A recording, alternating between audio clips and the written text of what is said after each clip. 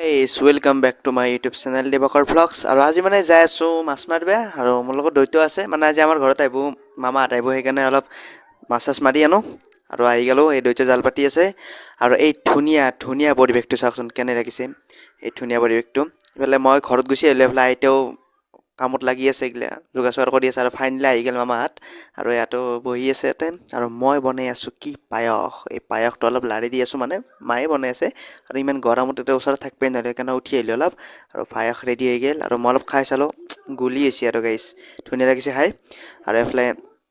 আঞ্জা ভাতো ৰেডি হৈ আছে এইফালে তৰকাৰী এইফালে মাংস ৰেডি আছে মাংসবোৰক গ্ৰেভি কৰি থৈ দিছে আৰু মই অলপ আহিলোঁ মানে বস্তিৰ ফালে এনেই আহিলোঁ মানে বস্তিৰ ফালে গাছ এডাল চাব আহিলোঁ গাছডাল এই আমৰ গাছ এডাল এই আমৰ গাছডাল অলপ বনাব লাগো গাইছ এডাল পূৰা বেলেগ চাইড বনাই আছোঁ আৰু এতিয়া ভাত তাত ৰেডি হ'ল এতিয়া ভাত তাত খাব লাগে দেখিছেনে পূৰা কাঢ়ি লৈ লৈছোঁ আৰু ভিন ভিন আঞ্জা আছে আৰু মই এতিয়া ভাতকেইটা খাওঁ গাইছ পুনৰ লগ পাম নেক্সট ভিডিঅ'ত বাই